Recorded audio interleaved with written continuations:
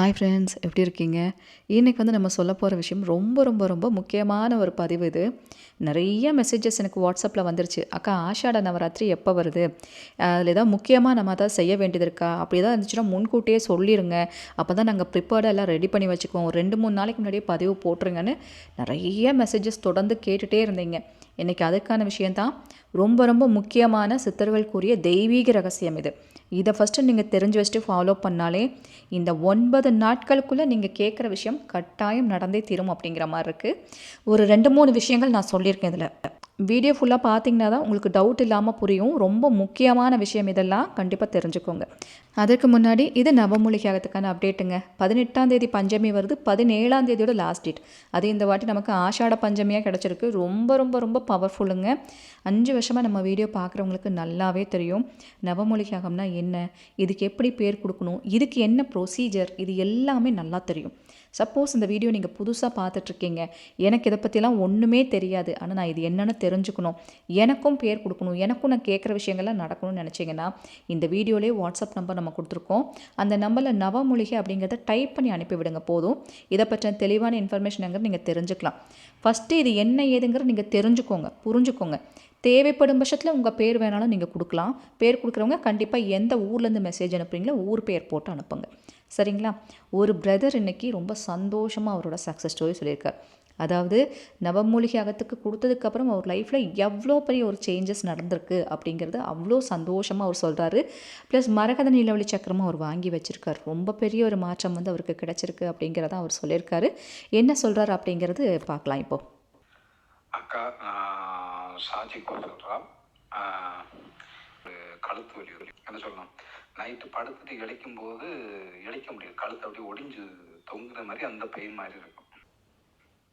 கை கொடுத்து தான் இழைக்கணும், அந்த அளவு பெயினாக இருந்து அதை வரும். அந்த டைமு நான் எல்லா தெய்வங்களையும் கூப்பிடுவேன், என்னை காப்பாற்றுங்க காப்பாற்றுங்க, அந்த அளவுக்கு பெயின் இருக்கும், என்னை ஏதாவது பண்ணுங்க அப்படின்னு நினைச்சிட்டு. அப்போதான் வராகி அம்மாவுக்கு சரி நம்ம முன்னாடி கொடுத்தேன் எல்லாம் கொடுப்போம் நவமுறியாது அப்படின்னு நினைச்சு கொடுத்துட்டு நான் சித்தராயாவையும் கூப்பிடுவேன், என்னை ஏதாவது பண்ணுங்க என்னை காப்பாற்றுங்க அப்படின்னு கூப்பிட்டுருக்கேன்.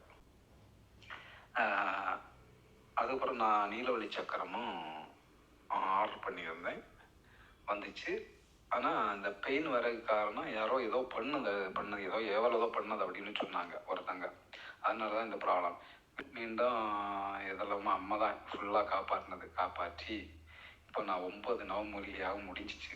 ஒரு 7வது நவமூலிகைலாம் வரும்போது பிறகு ப்ராப்ளம் கம்மியாக தொடங்கி ஒரு ஹாஸ்பிட்டல்லாம் அம்மா அரேஞ்ச் பண்ணிச்சு. அதை பார்த்து அது மருந்து சாப்பிட்ட பிறகு இப்போ இன்னைக்கு ஒரு 99% டோட்டலாக வலியே இல்லை. டோட்டலாக வந்துச்சா சாதாரணமாக இருக்கேன், அந்த லெவலுக்கு கொண்டு வந்துச்சு. இனி மருந்து சாப்பிட்ருக்கேன் டோட்டலாக கிளியர் ஆகும். என்னை ரொம்ப நம்பிக்கை, அம்மையை மேலே நம்பிக்கை வந்துச்சு.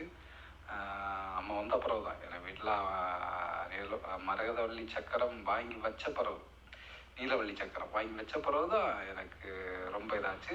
ப்ளஸ் நவமுறி யாரும் பண்ணி எனக்கு இன்னைக்கு நல்லா இருக்கு. எனக்கு அம்மா யாரும் கிடையாது,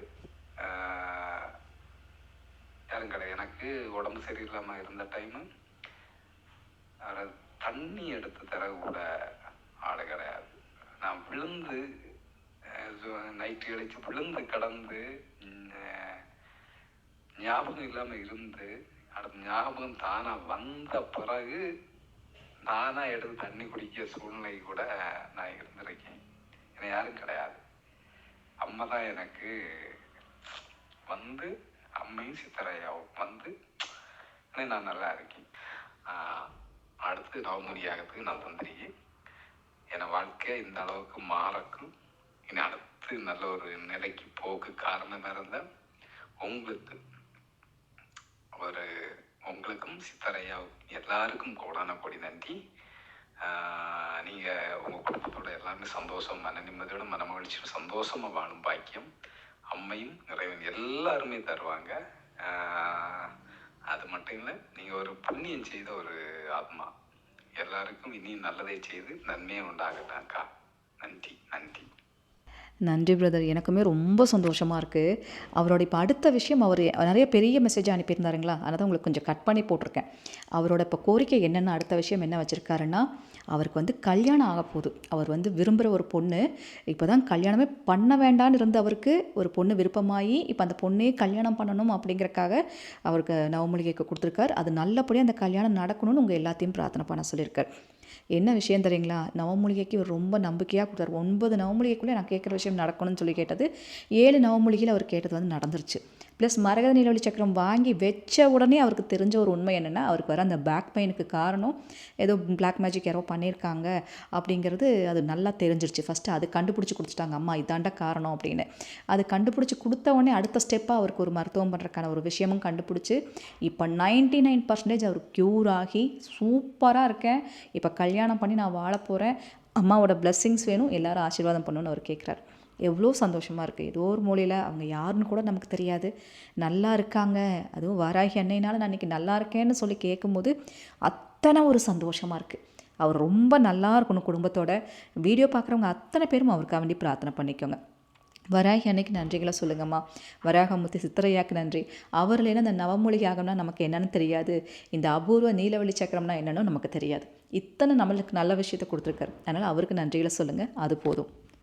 ஓகேங்க, வீடியோ கொஞ்சம் பெருசாக போயிடுச்சு. இப்போ டக்குன்னு மற்ற விஷயங்களுக்கு சொல்கிறேன். ஆஷாட நவராத்திரி ஃபஸ்ட்டு எப்போ வருது அப்படிங்கிற விஷயத்த ஃபஸ்ட்டு உங்களுக்கு சொல்லிடுறேன், சரிங்களா? அதை ஃபஸ்ட்டு பார்த்துருங்க. நான் உங்களுக்கு சொல்லியிருந்த அந்த வீடியோவில் ஒரு 2-3 முக்கியமான விஷயங்கள் எல்லாம் இதில் சொல்லியிருக்கேன். அதெல்லாம் கண்டிப்பாக ஃபாலோ பண்ணுங்கள். சித்தர்கள் வந்துட்டு இந்த ஆஷாட நவராத்திரியில் நீங்கள் கேட்குற விஷயம் சக்ஸஸ்ஃபுல்லாக நடக்கிறதுக்கு ஒரு தெய்வீக ரகசியத்தை கொடுத்துருக்காங்க. நீங்கள் அதை மட்டும் இந்த 9 நாட்களும் பண்ணாலே போதும், அதுலேயே உங்களுக்கு சக்ஸஸ் ஆகிடும்னு சொல்லியிருக்காங்க. அது என்னென்னங்கிறது பார்க்கலாம். ஃபஸ்ட்டு வந்துட்டு ஆஷாட நவராத்திரி எப்போ தொடங்குதுன்னா, ஜூலை 15ஆம் தேதி புதன்கிழமை அன்னைக்கு நமக்கு ஸ்டார்ட் ஆகி 23ஆம் தேதி வியாழக்கிழமை வர அடுத்த வாரம், சரிங்களா? மொத்தம் 9 நாட்கள் ஆஷாட நவராத்திரி நாட்கள். இதுதான் இந்த டைமிங்கை நீங்கள் நோட் பண்ணி வச்சுக்கோங்க. இந்த நான் சொல்கிற இந்த விஷயங்களெல்லாம் வந்துட்டு 9 நாட்களும் நீங்கள் பண்ணுறதாக இருந்தால் பண்ணலாம். அப்படி இல்லைன்னா 7 நாட்கள் பண்ணலாம், 5 நாட்கள் பண்ணலாம், 3 நாட்கள் பண்ணலாம், இல்லைன்னா ஒரு நாளாச்சும் பண்ணுங்கள். அதுக்கு முன்னாடி ஃபஸ்ட்டு முக்கியமான விஷயங்கள் நான் சொல்லிடுறேன். என்னென்னலாம் இதில் பண்ணணுங்கிறது, என்னெல்லாம் செய்யணுங்கிறது நான் சொல்லிடுறேன். நீங்கள் ஆஷாட நவராத்திரி அப்படின்னாலே எல்லாத்துக்கும் தெரிஞ்ச ஒரு விஷயம் என்னென்னா, நம்ம வந்துட்டு கலசம் வச்சு வழிபாடு பண்ணுவோம். அந்த கலசம் எப்படி வைக்கணுங்கிறது எல்லாத்துக்குமே தெரிஞ்ச விஷயந்தான். அதை சொல்லி நம்ம டைம் வேஸ்ட் பண்ண வேண்டாம். வரலட்சுமி நோம்புக்கெல்லாம் நம்ம எப்படி கலசம் வைக்கிறோமோ 5 பொருள் 7 பொருள் அப்படி ஒற்றைப்படையில் முக்கியமான மங்களகரமான பொருட்கள்லாம் அதில் போட்டு நம்ம தேங்காய் வச்சு வழிபாடு பண்ணுவோம். கலசமெல்லாம் நம்ம பிரிக்கும் போது அந்த தேங்காய் எடுத்து நம்ம ஸ்வீட் செஞ்சுப்போம். இதுதான் சிம்பிளான முறை கலசம் வைக்கிறது, சரிங்களா? அந்த கலசம் வச்சு வழிபாடு பண்ணுறது ஒரு முறை. கலசம் வைக்க விருப்பம் இல்லாதவங்க, கலசம் வைக்க முடியாத ஒரு சூழ்நிலை அப்படின்னா கலசம்லாம் எதுவுமே இல்லாமல் டெய்லியும் ஏதாவது ஒரு பிரசாதம். இந்த 9 நாட்களும் வாராகி அன்னை வந்துட்டு அதாவது 9 கோலமாக அவங்க இருப்பாங்க. இன்ன கோலம் இல்லை, 9 கோலமாக இருப்பாங்க. அந்த 9 கோலங்களில் பல வகையான சக்திகள் வெளிப்படுமா.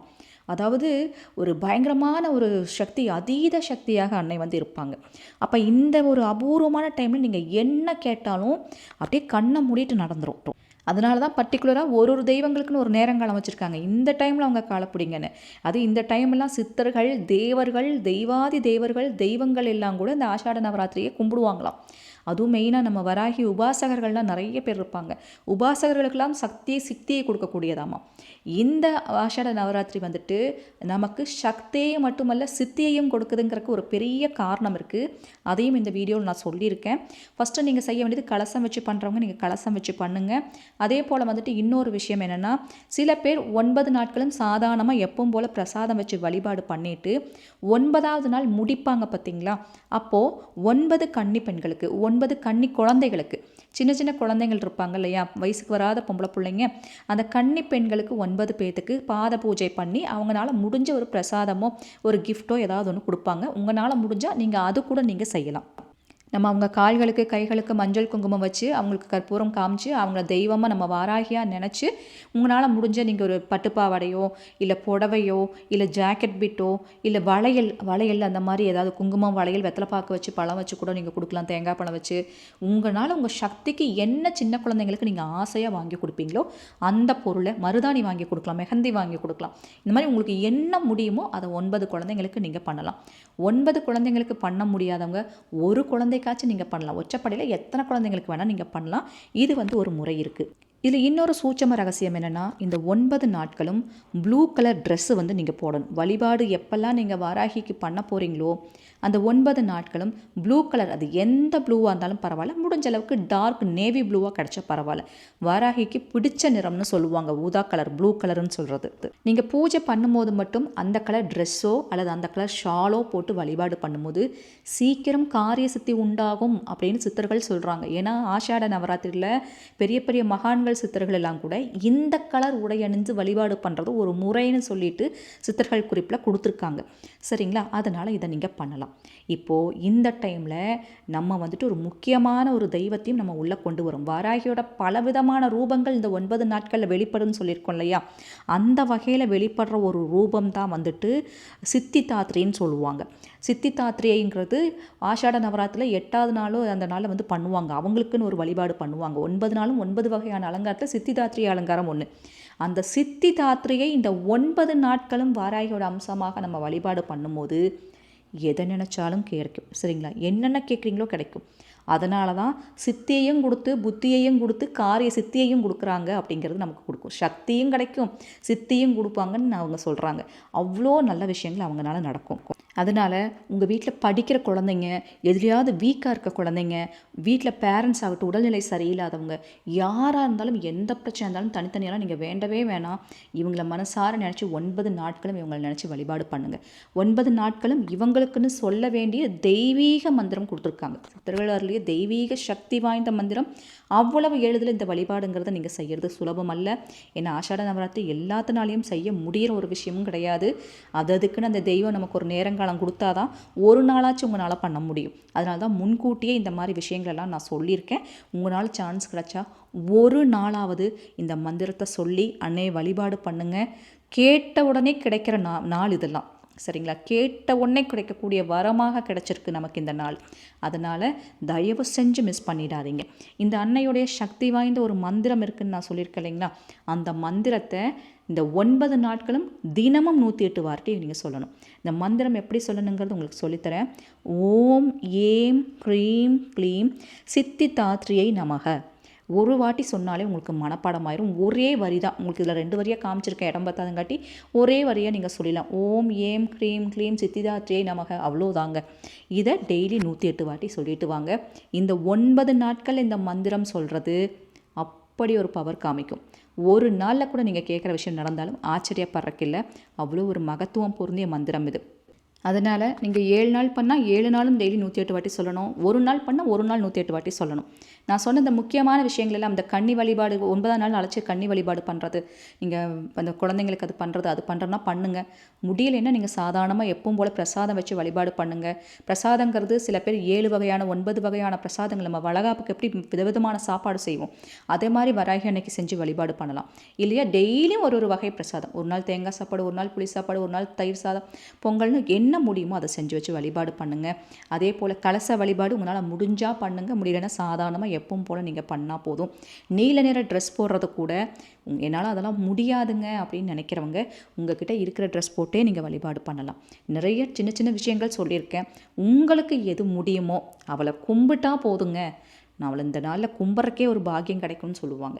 அதை நீங்கள் பண்ணாலே போதும். அவளை கும்பிட்டாலே போதும். இந்த மந்திரத்தை சொன்னாலே போதும். வாராகி அதில் கண்டிப்பாக இறங்கி உங்களுக்கு பதில் சொல்லுவாள். அதனால் நம்பிக்கையோடு அந்த விஷயத்தை செய்யுங்க. நம்ம சேனலுக்கு புதுசாக இருந்தால் மறக்காமல் சப்ஸ்கிரைப் பண்ணி வச்சுக்கோங்க.